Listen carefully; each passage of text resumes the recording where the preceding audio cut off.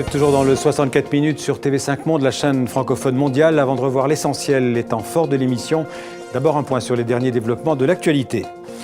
Grande nervosité diplomatique ce vendredi autour de l'Ukraine. Une rencontre à Londres entre John Kerry et Sergueï Lavrov n'a rien donné.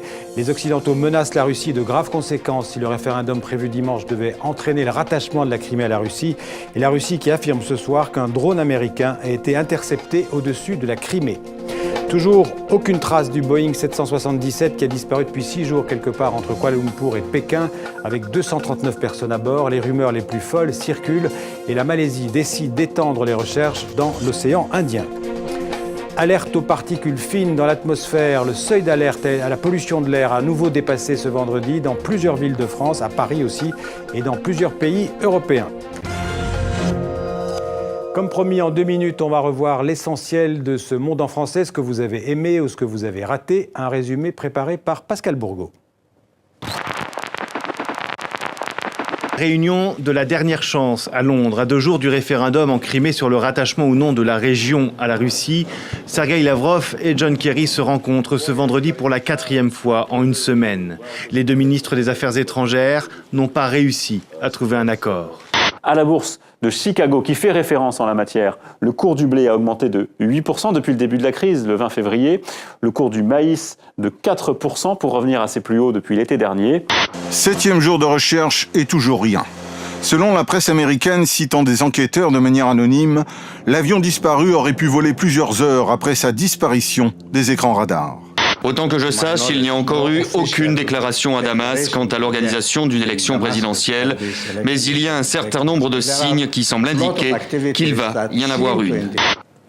Les seuils d'alerte ont largement été dépassés. En cause, les poussières émises par les véhicules diesel combinées aux conditions anticycloniques. Les nuits froides et les journées chaudes empêchent la dispersion des polluants.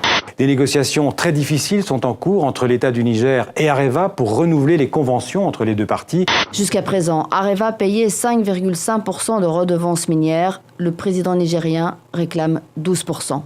L'uranium appartient au peuple du Niger. Nous sommes ici pour dire non à Areva, non aux vallées locaux d'Areva. Sur l'exploitation des mines, on pense que l'uranium reste un matériau rentable. Il y a un peu plus de 400 réacteurs nucléaires en fonctionnement dans le monde qui vont avoir besoin d'approvisionnement. Le Niger est le 4e producteur mondial et le business group mine d'Areva a un chiffre d'affaires en hausse constante. Jugé par les déclarations de M. Lecoursel à sa sortie de l'audience avec le président de la République, Issoufou Mahamadou, on est en droit de croire que nous sommes proches d'un accord.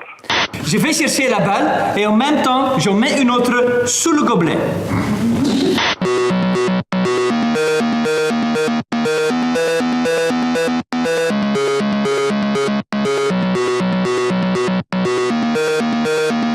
Pendant longtemps, j'ai pensé, ça y est, la génération de ma mère ou de nos mères ont déjà tout fait. Et en fait, non, il reste beaucoup de choses à faire parce que certaines choses s'améliorent, d'autres peuvent régresser. Donc c'est un combat qui continue.